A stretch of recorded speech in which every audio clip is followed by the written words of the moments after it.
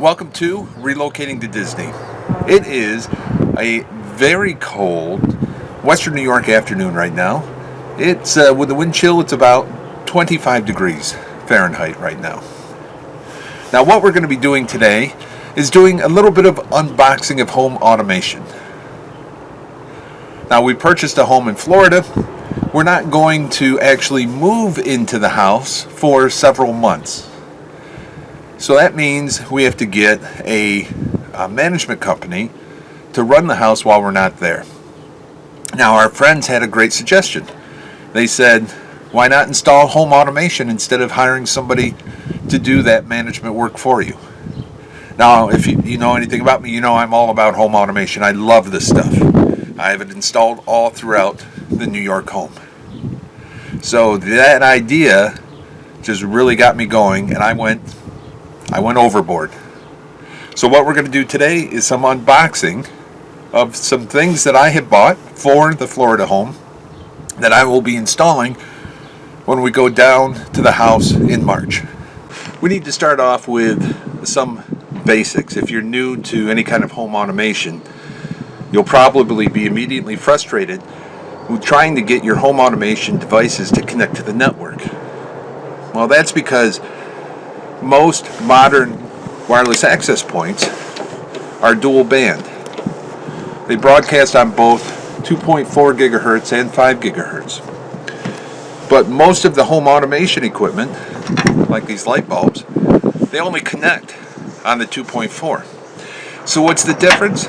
Well, originally, when Wi-Fi first came out, all we had was 2.4. And then they developed 5 gigahertz, which gave us better connections and faster speeds.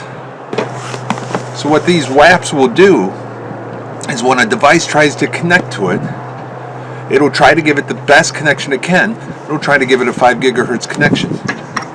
But this doesn't do 5 gigahertz, so it will never connect. And that's the frustrating part most people have when they're trying to set up their home automation. Now there's several ways to deal with that, and none of them are necessarily easy. One way of dealing with it is 5 gigahertz tends to be short range. So as long as you take your home automation device far enough to the extreme part of your house, it won't be able to connect with 5 gigahertz and it'll default connect with the 2.4 and you're all set. But who wants to stand in their driveway connecting up a light bulb? Nobody. So it becomes very frustrating. What I did was I bought this Netgear, and the research I did tells me I'll be able to shut off the 5 gigahertz radio while I'm connecting up my home automation devices so that it won't be a problem. Now I've had some other devices, very high-end expensive devices, where I could not shut off the radio, so I was surprised to see that something this affordable would allow me to shut off that radio. And to be honest, I don't believe it. So yes, I purchased this Netgear, but I'm also bringing along my old trusty, reliable 2.4 gigahertz WAP. This is just a little Wi-Fi mini router that I purchased. It wasn't very expensive at all. This is a no-name brand one, and all it does is 2.4 gigahertz. So what I'll do is set this up in the house, give it an ID, and then I'll set this up with the same ID and same password. Then I'll disconnect this guy and only run this for a while until I get the home automation set up, and then I'll unplug this because it just plugs right into an outlet. Plug this guy back in and all the devices should connect to this guy once they're all configured and set to go, and the home automation devices won't know the difference. So that's how I'm getting around that. One of the home cameras that I really like is the Wise cameras. They're just these little tiny boxes. I have them all throughout the house. I should have brought one out to show you. And they work terrific. It really put Wise on the map. And they're very affordable. You can sometimes find them, for like $20, normally $25. And they're awesome. So I decided to stick with Wise for their cameras. Now, they did make some additional products after that camera, and the additional Wise products are crap. So you want to, really be careful if you go too far down the Wise line. Cameras, the ones I'm going to show you, are pretty good. Beyond that, I'm not too happy with the Wise company. I hope they can turn around some of their other products and get them to be as good as the cameras can. Okay, Wise cameras version 1, version 2, just little boxes, are awesome. I decided to get the latest Wise, the version 3, and these are about $5 more than the version 2. The only reason I got the version 3 is because they're now waterproof. So this gives me the option of putting it outside. Now I do have Wise version 2 cameras outside. In fact, you can't see it, but there's one right over there. And I have it inside of an enclosure to help protect it from the elements. Now the downside with the Wise cameras is they need to have electricity. You have to plug them in, so they're not battery operated. And to be honest with you, I've got Blink cameras, and those batteries die all the time. Every time I want to look at one of those cameras, the battery's dead. The batteries are expensive. I use lithium batteries, lithium AA batteries, and they will last. They say they last 6 months. I don't know. It depends on the usage. But they're expensive batteries, and every time I want to see the camera, it's dead. So I didn't want to go batteries. I wanted to go with something that I could plug in, even if that means I have to run an extension cord to these guys. So along that line of running extension cords, they do sell some extension cords. This is a 2-pack. This is a 2-pack of the long cords. I've got a longer cord on order that should arrive before we take our trip. And they help, but I may end up having to have an additional extension cord, just a regular electrical extension cord added onto that. But at least this will allow me to hide the cord inside the trim and make it look nice before it gets down to ground level where I may have to plug into. These are the version 3 Wise cameras. There's lots of videos out there on the YouTube that talk about how to set these up, so I'm not going to go through the entire setup process. There's also some great videos out there talking about unboxing these, so there's no need to repeat the terrific work that other producers have done. So if you want to know more about these Wise cameras, I encourage you to check them out. But just for the benefit of this opening,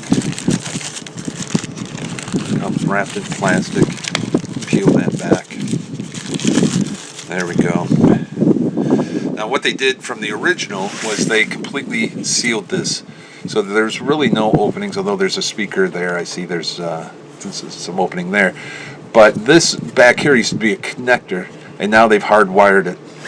And coming out the end, this is where you're going to plug in that USB. It's going to take you out to your power adapter. So inside the box we've got the USB, which of course I could replace with a longer one instead of this one that comes in the box. And also in the box is power cord. So it just plugs into there, USB. And if you want to mount it to the side of something, you've got a sticker that attaches to a metal disc, because the bottom of this is magnetic, and then it'll attach right to that. Makes it real easy if you want to move it around the house, put it in different spots, and you can adjust it, twist it, all that kind of stuff. So it's kind of versatile. So even though this is rated to be outdoors, at this stage I don't intend to put any of these outdoors, but I did buy them with the option of doing that if I get down to Florida and decide I want to put it outdoors. For the outdoor cameras, I wanted something a little bit different. And again, remember, not sold on these battery operated ones because I just have not had good luck with the batteries. I'd rather have them be plugged in, even if that means there's a funny looking extension cord going to it. For outdoors, I got the Wise Cam Pan. Now, I've said be careful of some of these Wise products, but this is an okay product to get because basically all it is it's just the normal camera, and then they put it on a base that'll rotate, and they put an eyeball on it so it'll turn around. So this is still a safe product to get from Wise. Unlike the version 3 camera, the pan and tilt is not rated to be outdoors. So I'll show you what I'm going to do about that problem because I intend to put this outdoors. I'm opening the pan zoom right now. Again, plenty of videos out there on how to set these things up and really good unboxing videos. It comes in the same plastic that you just have to remove. There you go. Remember the little protective piece of plastic over the camera itself. But it's got a round base on the bottom. You can put it into a tripod or any kind of universal connector that you want. That round base is what allows it to turn like this. And then this eyeball will go up, down, around, wherever you want. So you can get a pretty good field of vision. And so I wanted to go with something like this so I can set it out there by the pool, right? And then I can just see the whole pool. Or I can set it out looking at the yard and I can see the whole yard, not just, just a little bit of the yard like the or one of these cameras would give me. I could see the whole thing if I wanted to. So check these out if you're interested in a camera like that. Again, not terribly expensive. Wise products typically are known to be popular because they are cheaper. I'm going to be putting that camera outside, and it's not rated to be outside. So to deal with that, I got a bunch of these, and you can see from the back, it's just like a sleeve that goes over top of the camera to help protect it. It's not 100% waterproof, but there's some things you can do to help make it be completely waterproof. Okay. Hard plastic cover. Comes with mounting bracket and screws, so you can screw it into the side of the house. There it is, clear plastic mounting. If I pull this camera back out,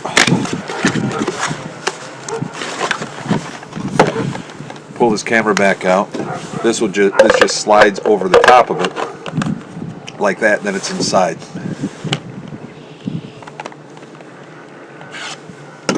Now when you do that,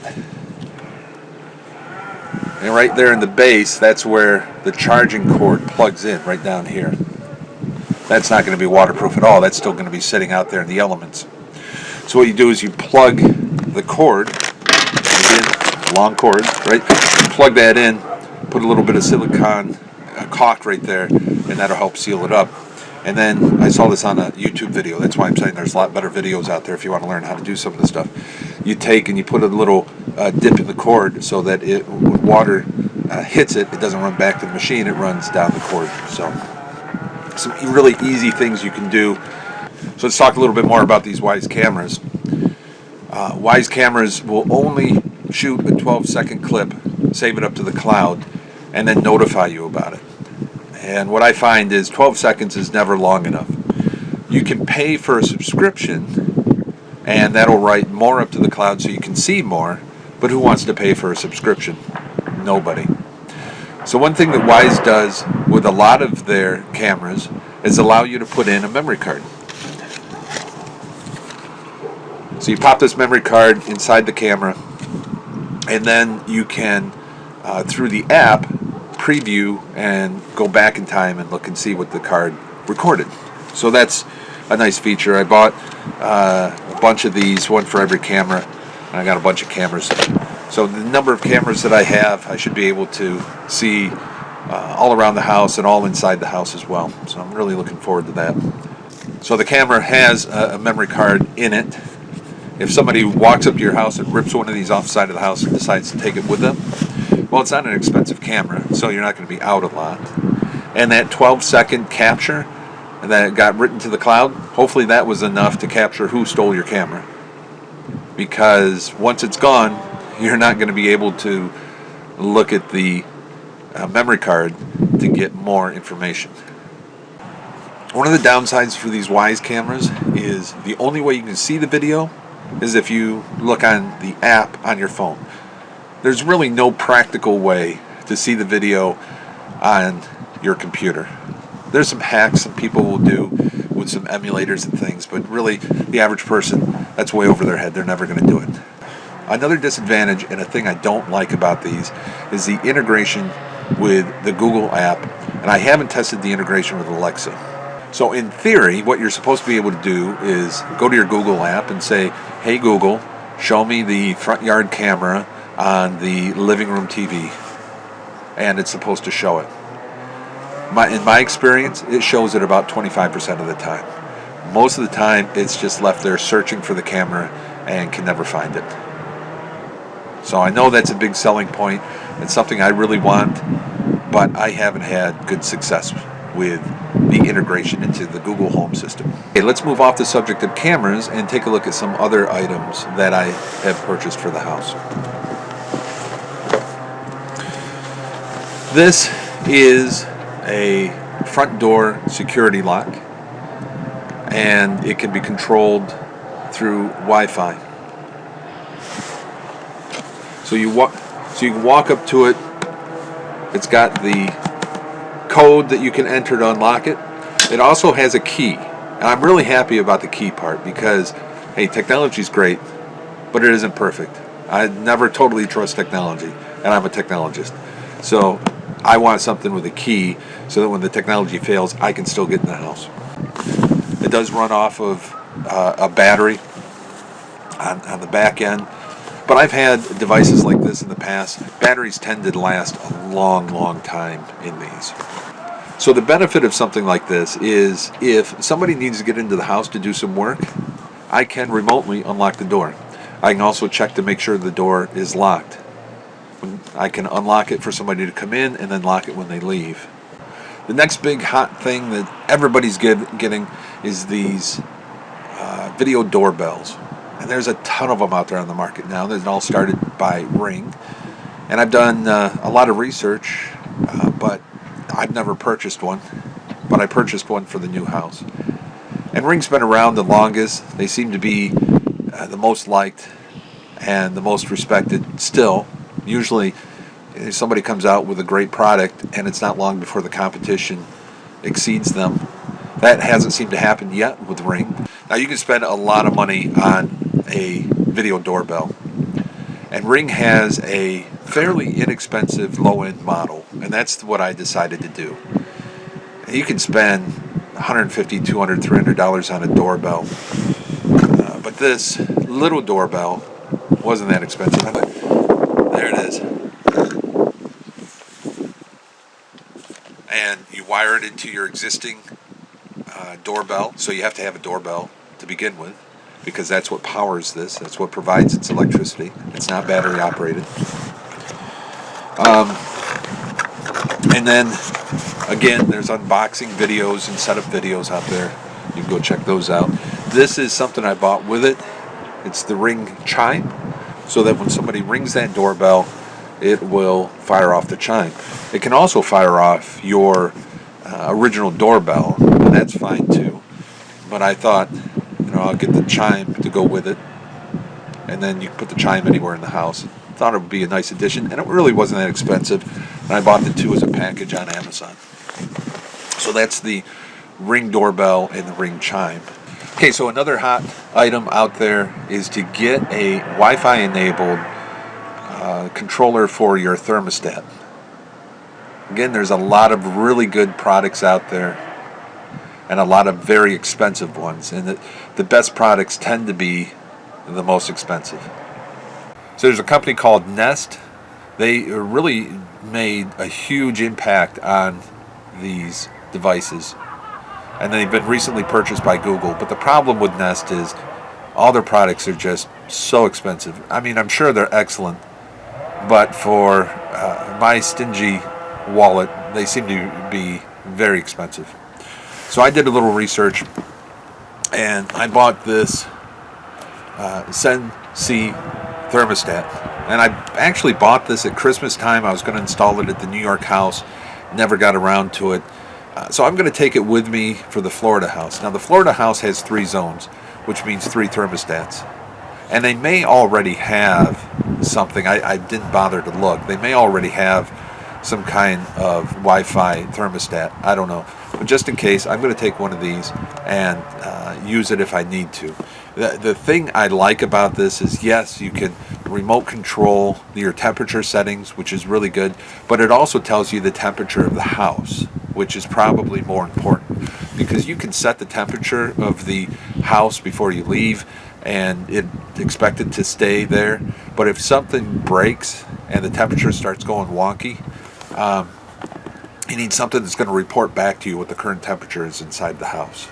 So that's my main purpose of this device, taking this with me. Now, along those similar lines of wanting to know what the temperature is inside the house, and let me tell you why that's so important inside Florida.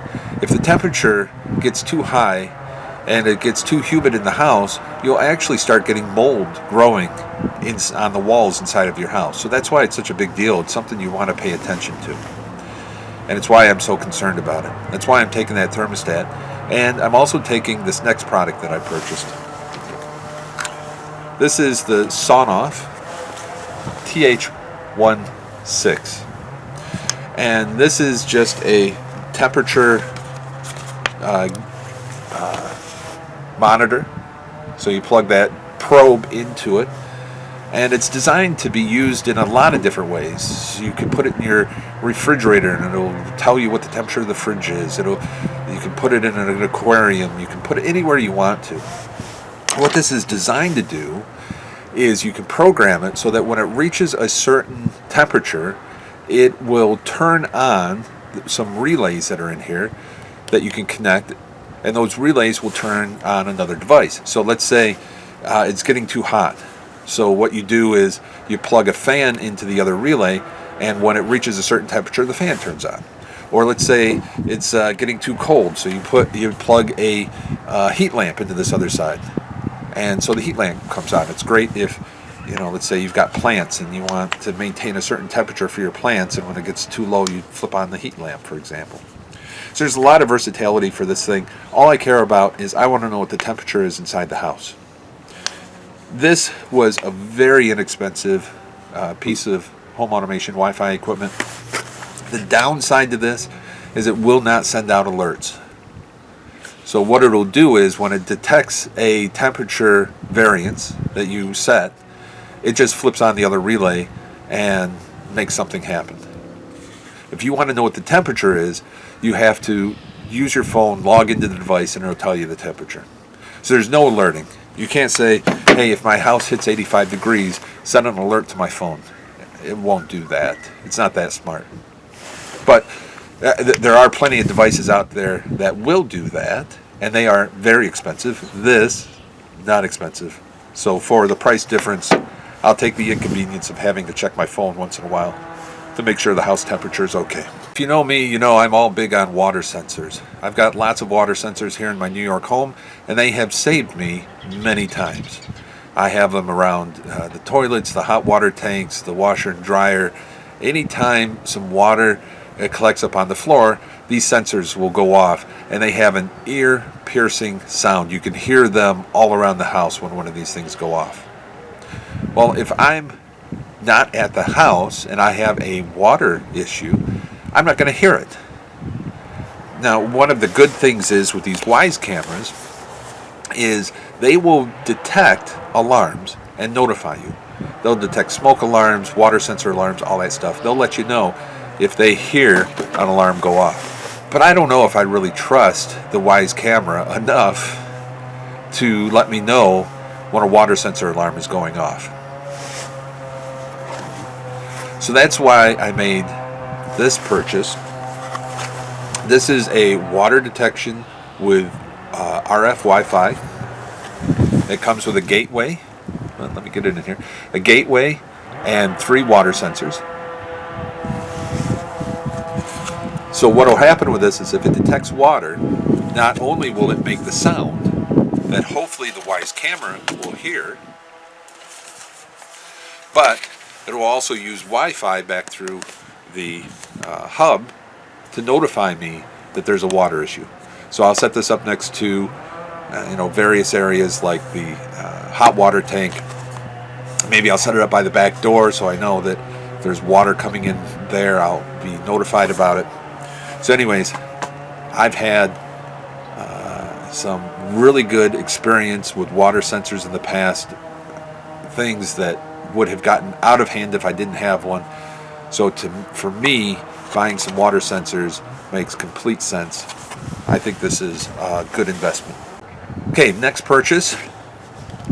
If you're doing home automation, everybody's buying these outlets, and they're cheap. So I picked up 2 of them. I'll probably plug some lamps into them and set up a timer so the lamps turn on and off. And yeah, you can get the ones that turn on and off but aren't Wi-Fi enabled, and they're really, really cheap. But there's a lot of advantage to getting these things, and the price is coming down so much. This is a 4-pack here. I'd have to look up, see what I spent, and it wasn't that bad at all. So I'll have some Wi-Fi plugs that I can turn things on and off. I also have some Wi-Fi plugs from the New York home that I'm not using, so I'm going to be taking some of these as well. These have worked pretty good in the past. I like them. So I'll end up actually having 6 plugs down there. I don't know that I'll need 6 plugs right away, but I'm going to have them. What home automation is there, unless you have an Alexa device or a Google Home device? Now, I've chosen Google Home for no particular reason. I just was drawn to Google Home, and that's where I decided to make my purchases. So this is something I picked up at Black Friday back in, I think it was November. Was it this year? COVID was this year. Maybe it was the year before. I don't know. But I picked up a bunch of these. I haven't used them all. This has a Google Home Mini in it and a light bulb. So I'm going to take this, hook it up. The Mini really isn't going to have much benefit when I'm not there, but it's always nice to have it for when you are at the Florida house. Okay, something else I have is a light switch. I've got several of these around the New York house. These work out great. They work out great when they're connected properly into the Wi-Fi. At the New York house, they tend to drop off the network a lot. And then I have difficulty getting them reconnected just simply due to the 2.4 gigahertz issue. Now, with the 2.4 gigahertz, which I have already talked about, you can take your device to the edge and get it connected, but you can't do that if this is wired into the wall. Really, the only thing I can do when a wall outlet like that loses its connection to the network is to unplug the main switch and put in my little 2.4 gigahertz, and that tends to be a bit of a pain to take the entire house off the network and do that. So these things, when they fall off the network, it's painful. But I've got one for the Florida house. Not sure where it's going to go, but I'm sure I'll find some use for it somewhere. Next up is just some of these wireless light bulbs. They're from the New York house that I don't need right now. I don't use them. I've got tons of them all throughout the house, and I got some extras, so I'm going to take those.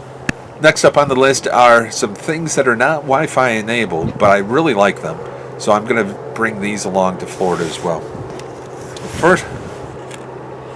First one is the motion sensor light. Yeah, it says it's wireless, but it's not wireless. It's not like internet wireless. It's just wireless in that it's battery operated. There's no wires that plug into it, but it's not wireless. Okay, confusing there, I know. These things are awesome. You can take them, hook them up to a closet or a cabinet or a drawer, and every time you open that closet, cabinet, or drawer, the light will turn on. It's just really, really good. This is a, what is it, a 3-pack of these lights. And they connect with a magnet. So there's a sticker on the back. You stick it where you want it to go, and that's your magnet. And then the device can come off and go onto the magnet as you need it. So it's very easy to move around. It's very easy to take off the magnet, and it runs off of just normal batteries. So there's the magnet, there's the light, and they just boop together. It's got the eyeball on it for the motion sensor. The brightness isn't bad. I mean, it's not going to, block out the sun in brightness, but it's good enough for a dark closet or a cabinet or whatever you might have. So these are awesome. I love these. Next up is something else that doesn't plug into a Wi-Fi system, but I really like this product as well, and that is the GE security system. And they've got a couple of different ways they package these up, but they're just plain and simple. It's got a little magnet here and the alarm, and so you put one on the door frame, one on the door, and when the magnet doesn't touch the alarm anymore, it sounds a really loud noise. And you can set it so that it will either ping or it just does a never-ending alarm. Like these a lot. Now, they don't wire back to anything central. It's just to let you know that, hey, a door's open, a window's open, something like that. Now, in theory, these cameras will hear that alarm and notify me. But whether it does or it doesn't really matter. The house does have its own wired security system, and I intend to use that. As soon as we get down there, I'm going to figure out how can I hook that up to a Wi-Fi enabled security system. There are some packages out there. I don't want to talk about them now because I haven't decided which one I want to use yet. But when I figure that out, I'll do a video and show you. And so I'm going to take the wired system and connect it so I can use it through the home automation. But regardless of that wired system, these things, they're dirt cheap, they're simple, they're easy to install. And so I grabbed a 4-pack. I don't know where I'm going to use them or how I'm going to use them, but I've got them. So that covers everything that I've got for the home automation for the Florida house. Thank you for checking out this video. Thank you for tuning in. Come back and follow us on our adventures.